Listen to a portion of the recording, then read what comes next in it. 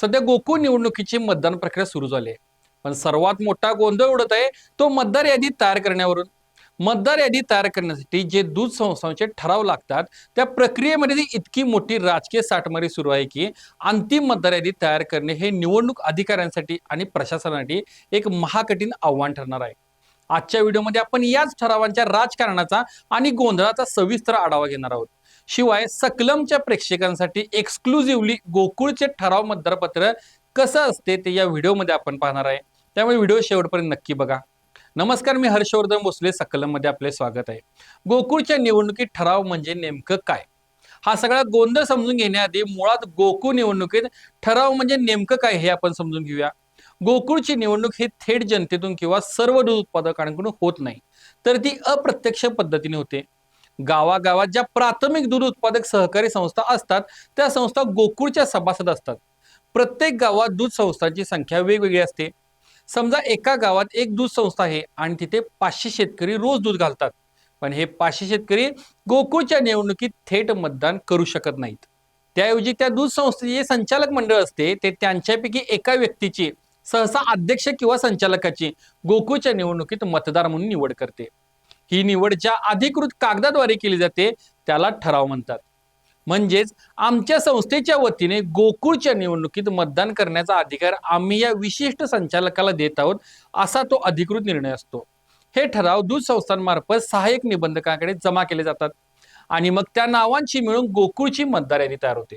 थोडक्यात दूध संस्थांकडून सादर केलेल्या ठरावात कोण मतदान करणार त्याच्या नावाची सही शिक्क्यानिशी नोंद असते. थोडक्यात सांगायचं तर तो गोकुळ निवडणुकीचा खरा मतदार असतो. पूर्वी निवडणुकांमध्ये ठरावाची प्रक्रिया कशी असायची? आता तुम्हाला प्रश्न पडेल की जर हीच पद्धत पूर्वीपासून आहे तर मग पूर्वी इतका गोंधळ का होत नव्हता? याचं मुख्य कारण म्हणजे नेत्यांमधील सामंजस्य किंवा अंडरस्टँडिंग. पूर्वीच्या निवडणुकांमध्ये ठराव सादर करण्याची प्रक्रिया अतिशय सोपी आणि शिस्तबद्ध असायची. गोकुळकडून संस्थांना ठरावाचा एक साधा मसुदा दिला जायचा. गावात ज्या गटाची सत्ता आहे ते संचालक एकत्र बसायचे, एका नावावर एकमत व्हायचे आणि तो ठराव शांततेत सहाय्यक निबंधकाकडे जमा व्हायचा. ठरावाची दुसरी प्रत नेत्याच्या समर्थकाकडे असायची, तो ती प्रत संबंधित नेत्याकडे द्यायचा. याचा अर्थ असा की जेवढे ठराव एखाद्या नेत्याकडे तेवढे त्याचे मतदान निश्चित समजायचे. अखेर मतदान हे गुप्त पद्धतीनेच होते. जर गावात 2 गट असतील तर जिल्ह्याचे नेते मध्यस्थी करायचे. यावेळेला तू ठराव घे, पुढच्या वेळेला त्याला देऊ, अशी तडजोड व्हायची. त्यामुळे दुबार ठराव येण्याचे प्रमाण नगण्य असायचे.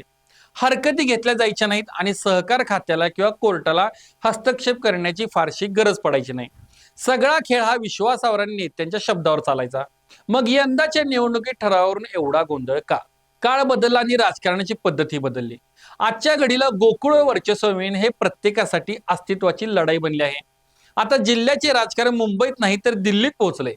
त्यामुळे यावेळेस ठरावावर जो गोंधळ सुरू आहे त्याची मुख्य कारणे खालीलप्रमाणे आहेत. पहिले कारण म्हणजे दुबार ठरावांचा सुळसुळाट. आजकाल गावागावात राजकीय गटबाजी टोकाला गेली आहे. एकाच दूध संस्थेवर 2 गट आपला दावा सांगतात. सत्ताधारी गट स्वतःच्या बाजूला ठराव देतो तर विरोधी गट दुसरीकडे मीटिंग लावून स्वतःचा वेगळा ठराव निवडणूक अधिकाऱ्यांकडे पाठवतो. एका संस्थेवरून 2 ठराव आल्यामुळे खरा ठराव कोणता हा पेच प्रशासनासमोर पडतो. दुबार ठरावावर जर हरकत घेतली तर त्याची सुनावणी येणार. त्यामुळे निवडणुकीसाठी ठरावधारक प्रारूप यादी तयार करताना विलंब होण्याची शक्यता आहे. दुसरे कारण म्हणजे प्रशासकीय आणि कायदेशीर गुंतागुंत. पूर्वी जो वाद गावाच्या चावडीवर मिटायचा तो आता थेट उपनिबंधक कार्यालय आणि पुढे पोलीस स्टेशनमध्ये पोहोचलाय. शिरोळ तालुक्यातील मजरेवाडी येथे महिला सहकारी दूध संस्थेत इतर संचालकांना विश्वासात न घेता ठराव मंजूर केल्याच्या कारणाने वादावादी झाली. अखेर हे प्रकरण पोलीस स्टेशनमध्ये गेले. हा वाद व्हायला कारण म्हणजे यापूर्वी झालेल्या 2 निवडणुकांमध्ये ज्या महिलेच्या नावाने गोकुळचा ठराव केला होता त्याच महिलेच्या नावाने तिसऱ्यांदा ठराव केल्याने वाद निर्माण झाला. पुढे प्रकरण पेटायचे कारण म्हणजे विरोध करणाऱ्या 3 महिला संचालकांना अपात्र ठरले. या 3 महिला संचालक मागील वर्षी सलग 6 महिने संस्थेच्या मासिक सभेला गैरहजर दाखवले गेले. हे वादाचे निमित्त ठरले. आता पाहूया जनतेची नवी मागणी. हा गोंधळ जर कायमचा थांबवायचा असेल तर यावर 2 अतिशय महत्वाचे उपाय सर्व स्तरातून सुचवले जात आहेत आणि ही आता एक जनसामान्यांची आणि जाणकारांची मोठी मागणी बनली आहे. पहिली म्हणजे ठरावांसाठी बारकोड आणि अनुक्रमांक पद्धत. सध्या गोकुळकडून जो मसुदा दिला जातो त्याची कोणीही झेरॉक्स काढून वापरू शकतो. हे थांबवण्यासाठी गोकुळने स्वतःहून जितक्या पात्र संस्था आहेत तितकेच ठरावाचे मसुदे छापले पाहिजेत. त्या प्रत्येक मसुद्यावर त्या संस्थेचा युनिक अनुक्रमांक आणि बारकोड असला पाहिजे. हा बारकोड असलेला अधिकृत फॉर्म ज्या संस्थेच्या मूळ अध्यक्षांना किंवा सचिवांना दिला जाईल तोच फॉर्म ग्राह्य धरला जावा. त्यामुळे खोटे, बोगस आणि दुबार ठराव सादर करणाऱ्यांच्या प्रवृत्तीला कायमचा आळा बसेल. दुसरी मागणी आहे ते म्हणजे साखर कारखान्याचा पॅटर्न इथे पण राबवला जावा. सध्याच्या पद्धतीत गावातील 500 उत्पादकांऐवजी फक्त एक व्यक्ती मतदान करते.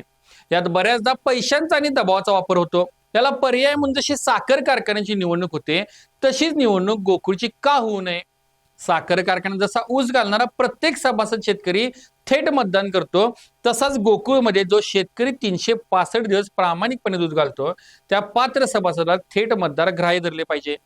ठराव पद्धत पूर्णपणे बंद करून जर थेट दूध उत्पादक शेतकऱ्यांना मतदानाचा अधिकार मिळाला तर मुठभर लोकांची मक्तेदारी मोडेल. ही निवडणूक खऱ्या अर्थाने पारदर्शक होईल आणि सर्वात महत्वाचे म्हणजे ती लोकशाहीला धरून असेल. पैशांचा खेळ थांबेल आणि जो खऱ्या अर्थाने शेतकऱ्यांच्या हिताचे निर्णय घेईल तोच गोकुळ राज्य करेल. तर गोकुळच्या निवडणुकीत हा ठरावांचा खेळ आणि त्यामागचे राजकारण आपण पाहिले. बारकोड सिस्टीम किंवा थेट मतदान पद्धत हे उपाय अंमलात आणले गेले तर नक्कीच कोल्हापूरच्या सहकार महर्षी संस्थेचा कारभार अधिक स्वच्छ होईल. पण हे निर्णय कोण घेणार आणि प्रस्थापित नेते स्वतःच्या हातातील सत्ता अशी सहजासहजी सोडायला तयार होतील का हे पाहणे महत्वाचे ठरणार आहे. तुम्हाला काय वाटतं, गोकुळची निवडणूक ही सध्याच्या ठराव पद्धतीनेच व्हावी की साखर कारखान्यांसारखी थेट सभासदात म्हणून व्हावी? तुमचे मत आम्हाला खाली कमेंट बॉक्समध्ये नक्की सांगा. व्हिडिओ आवडला असेल तर लाईक करा आणि जास्तीत जास्त शेअर करा. भेटूया पुढच्या व्हिडिओमध्ये लवकरच. धन्यवाद.